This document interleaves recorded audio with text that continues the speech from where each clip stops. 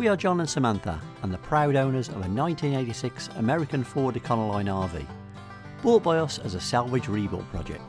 The RV was bought as severely water damaged and required the interior to be completely stripped out. We plan to spend 2021 rebuilding the RV, and that work will be shown here on the channel. In 2022, we plan to take the RV on trips around the UK, taking in some stunning scenery and hopefully some wild camping, all whilst undertaking the challenges of taking such a large vehicle down narrow country lanes.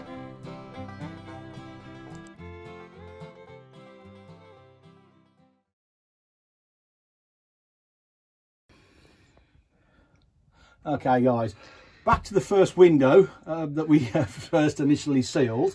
We're just about to put some cladding in, or some plywood in, sorry, and finish this back end off. There's a little bit more to be done behind me with the other windows. They need to be sealed, but it's a nice little milestone to see that the first window that we put in is now going to be finished off.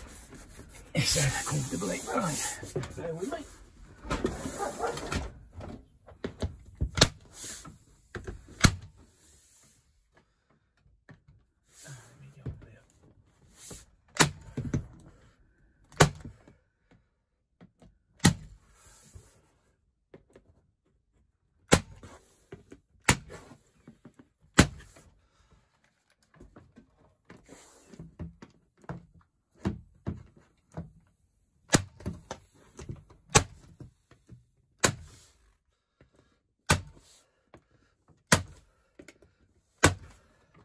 And there we have it. First half done. Come back to you guys in a minute when I've got the other part ready. Okay, right guys, we've finished the back window off. As you can see, we've panelled it all out. A little bit more work to be done down here. There's some bars going to go across, and then we're going to stiffen these pipes as well. And that's one of today's jobs. But what I've been asked to do is make a sensory board for one of Sammy's daughters. Okay. After installing the pump or making the pump soundproof, we've now created a second seat, which is on the other side with an access chamber. I'll show you the access chamber in a little while. Let me just press this in and secure.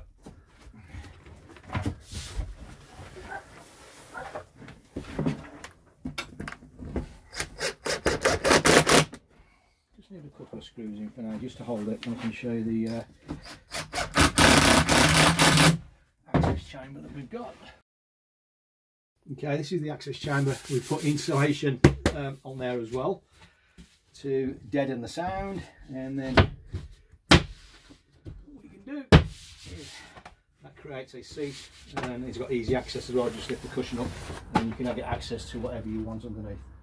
So yeah, created another seat. I do believe this is John's side as well, so it's got to be good.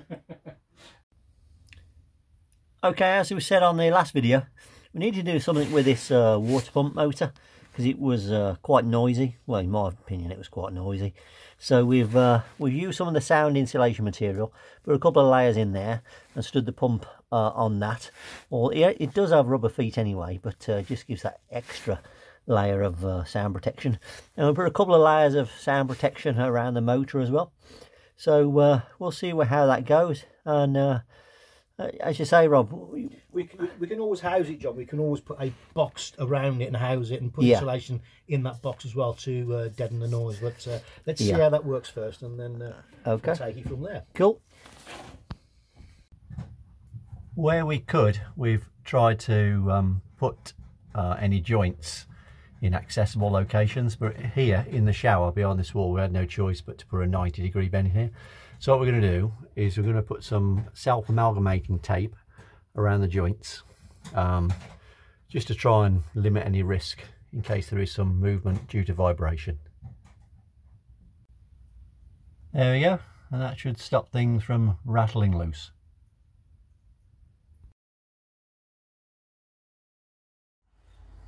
Okay, so the hob's in. We haven't got 240 in the minute, but let's see if we can. I think we've got enough LPG left. Oh yes. The wind was blowing my match out there. It was a bit windy.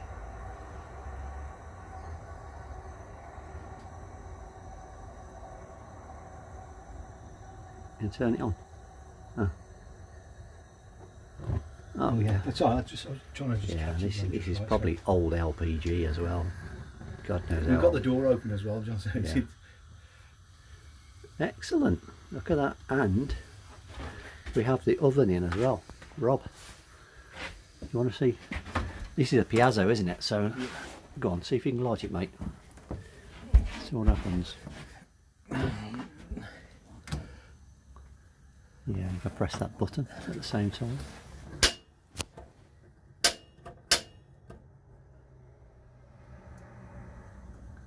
Anything coming through? There you go. Yes, There you go. yes. Oh, excellent. Well, Samantha will be pleased. God, we can get a sandwich now, John. No, we might have to cook our own dinner in here. Oh yeah, tell her it's not hooked up yet.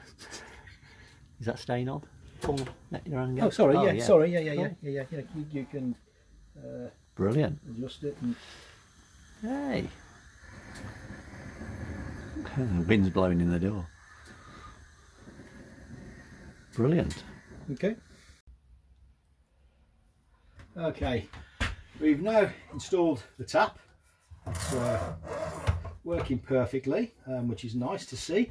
There's a small little problem that we've got with the tap because of this makes it into a shower head or into a jet, so you can actually use it, but there's a weight at the bottom of that, and my concern is that when the van is in motion, we're going to get this or backwards and forwards against these pipes, which is not what you want. So what I'm going to look to do is make some sort of channel for this to rise up and down. As we pull this down, that rises up. So if I can make a channel that goes up in there and put some insulation in either side of the channel, so if it does hit, it's only hitting rubber and it doesn't make the big knocking sound. But that would be annoying for anybody. Be interesting to see in the comments down below if people have actually installed one of these. I've seen them in caravans and RVs and everything else, and how have they got over that problem, or have they just left it and put up with it? I don't know. I don't know the answer to that, but my answer is to put a channel in for John, because I know he doesn't like knocking sound, so we'll take it from there. And I must say as well, Rob, I'm really impressed with the plumbing. You've done a really good job. But we had a particular problem, didn't we, with this outlet system? Do you want to tell the viewers what that was? We did. We are keeping the three main tanks that came with the RV, which means that's American pipe, which is imperial. We are not imperial in the UK. We are metric, so that caused a problem because their pipes are slightly different to ours. So our system is what size, Rob? 40 mil, that is. 40 millimetres. Yep. And the American system is 1.5 inches internal, which is there to there. But as you can see, it's a lot more than 1.5 inches when it comes to external. That was weird, wasn't it? Because I remember in the earlier stages we were looking at these pipes, and it says on here somewhere. It does on one of the pipes. In fact, it's just on the end here. It says 1.5 inches. There you go. Look, it says 1.5 inches on there. 1.5 inches. Comes across there as 1.5 inches. Which is 38 mil, I think we'd said. It is. But we've quickly found out it's 1.5 inches, but it's the inside diameter. Yeah. So what we've done is, unless you're going to actually replace your tanks completely, which we didn't, then you haven't got this problem. So we had that problem. What we did is we ordered a flexi pipe with 2 adjustants on there, one for a 32 mil, one for a 38 mil. And we placed it to go inside, which means it's going to be a nice tight seal, no water's going to backsplash. Yep. But as you can see from there, even though ours isn't 38 mil and that's 1.5 inches, it still doesn't fit. So the way I've got over it is this pipe here, we heated up very carefully and manipulated it till it was nice and soft, and then we pushed that all the way home and then placed a Jubilee clip on top of it and sealed it with silicone. That's obviously aiming down and no water can get back up it. And I don't know whether you can see it underneath there, John. You might be able to show it. Yes, I can see it. Okay, but that's gone in a good 3-4 inches with a seal and a Jubilee clip on it. It's not going to go anywhere. Once it had cooled down as well, John, it had created its seal as well. It'll create a tight fit. So the recommendation is use a flexi pipe, guys, because it moves everywhere, saves you using lots and lots of bends and different other. And if you're going to buy an American RV, expect lots of problems like this. It does, yeah. Well, if you're going to keep the tanks, it does. Cool. But we've got over that situation. So I've had a chat with Rob, and we're going to show you how he fitted that reducer into the pipe, into the American pipe.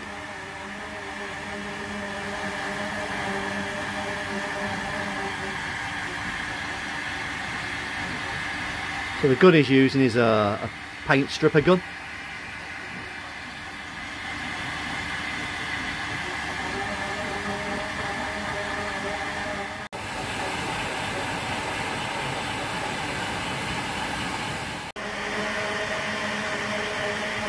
You can actually see the pipe expanding slightly now. You can. And what I'm going to do is,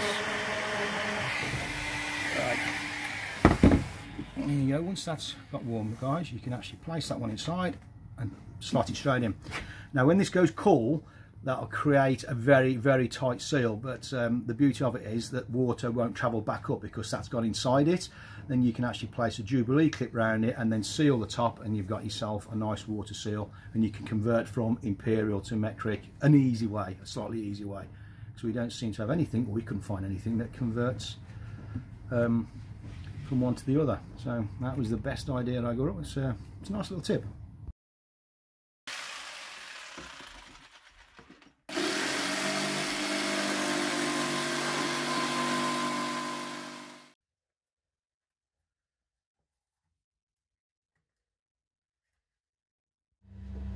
What are we doing here then, Rob? Well, first of all, we're freezing, but that's another story. It is, it's a cold morning. Installing the fridge. We're just about to actually put it in situ. But before we've done that, we've put a matting on there, 5mm matting, and on the floor as well to stop any vibration. And we're going to actually brace this in as well to stop the thing from moving around completely. If we slide that in to where it's going to go. Hang on, just bear with me.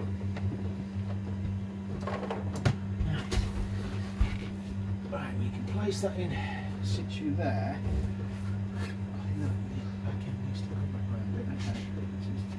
Then the idea is the matting that we've used, the vibration mat, it's going to stop the thing from moving, and then Sammy's got herself a nice little cupboard space here. But what we're going to do is install timbers around it with the matting on again to stop it from moving backwards, and then a piece of timber with the matting on again to stop it from actually bouncing up and down as well. Then the work surface goes on top.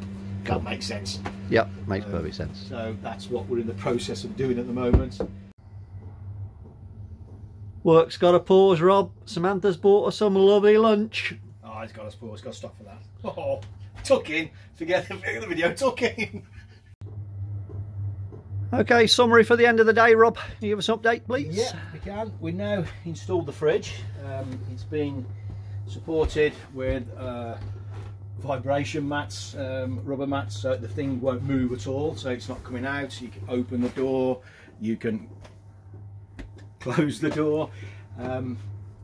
We've installed the socket at the back, but what we're going to do is leave this back open in the cupboard, so you've got access to the socket switches here. I hope you can see that. And this is going to be a cupboard for Sammy, another cupboard with a shelf in, so the more the better. And then the work surface is going to be placed on top. Okay, there. let's have a look at that. I'll put in situ for you now. It's upside down. It's upside down. Oh, it's upside down.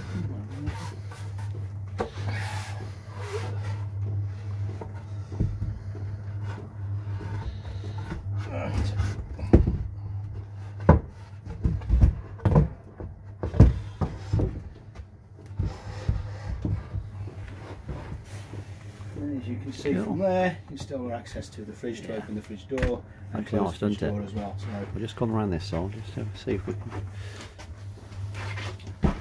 Yeah, cool. Yeah, it's looking good, isn't it? Yeah, it does. It looks good, and it's not going to move, which is obviously part of what we're trying to do. Yeah. Stop any vibrations within the van or anything moving at all. So make sure everything's tied down. Cool. Good one, Rob. Good one. Okay, guys, that's another one for this week. Hope you enjoyed the video, and if you haven't done so already, please give us a subscribe and hit that big like button. It all helps us. Just going back to Rob's comment earlier on in the video, if anybody's got any suggestions, any tips regarding that hose, the shower hose, call it, Rob? Well, it's the shower that comes off the tap with the weight underneath it, because I've seen them in caravans before, as I said, and they do rattle and knock about. I've got an idea what I want to do, but I'm sure other people have come across the same problem. Anyone's got any ideas? Really appreciate if you've got some Drop ideas. comments in the below for us, please. Okay, that's it for this week. Take care, guys. Love you loads. See you soon. Bye bye.